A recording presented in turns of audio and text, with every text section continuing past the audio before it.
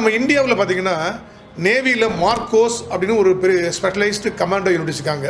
மிலிட்ரியில் பார்த்தீங்கன்னா பேரா special force அப்படின்னு ஒன்று வச்சுருக்காங்க. மிலிட்ரியில் ஏர்ஃபோர்ஸில் கிராண்ட் கமாண்ட் ஃபோர்ஸ் அப்படின்னு ஒரு ஃபோர்ஸ் வச்சுருக்காங்க. ஏர்ஃபோர்ஸில் நேஷனல் செக்யூரிட்டி கார்ட்ஸ் அப்படின்னு வச்சுருக்காங்க. அது வந்து பெரிய பெரிய விஐபிக்கு other then the prime minister அவங்களுக்கெல்லாம் பாதுகாக்கும் மாதிரி என்எஸ்ஜி கமாண்டோஸ்ன்னு சொல்லுவாங்க. நேஷனல் செக்யூரிட்டி குரூப் கமாண்டோ அப்படின்னு தனியாக வச்சுருக்காங்க.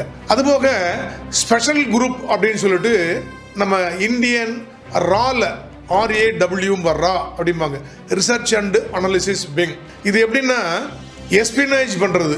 ஃபாரின் நாடுகளில் நம்ம போய் ஒரு எஸ்பினேஜ் பண்ணி புலன் விசாரணை பண்ணி அங்கே முக்கியமான தகவலை ரகசியமாக அவங்களுக்கு தெரியாமல் சேகரிக்கிறது. நம்ம நாட்டில் வந்து யாராவது அப்படி ரகசியமாக ஒற்ற வந்திருந்தாங்கன்னா அவங்க யாருன்னு கண்டுபிடிக்கிறது கவுண்டர் எஸ்பினேஜ்னுவாங்க. இதுக்கு ஒரு ஸ்பெஷலைஸ் யூனிட் ஸ்பெஷல் குரூப் அப்படின்னு ரால வச்சுருப்பாங்க. அது மாதிரி SPG ஸ்பெஷல் ப்ரொடெக்ஷன் குரூப் அப்படிங்கிறது சென்ட்ரல் கேபினட் செக்ரட்டேரியட்டுடைய கண்ட்ரோலில் பிரைம் மினிஸ்டர் செக்ரட்டரி கொடுக்குறது. இதெல்லாம் வந்து ஒவ்வொரு இதுலேயும் ஏர்ஃபோர்ஸ், நேவி அல்லது மிலிட்ரியில் ஒரு ஸ்பெஷல் யூனிட் ஒவ்வொரு நாட்டிலையும் வச்சுருப்பாங்க.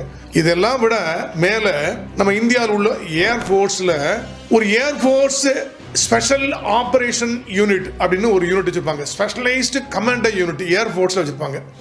அதுக்கு பேர் தான் கருடா ஸ்பெஷல் கமாண்டோஸ் அப்படின்னு சொல்லுவாங்க.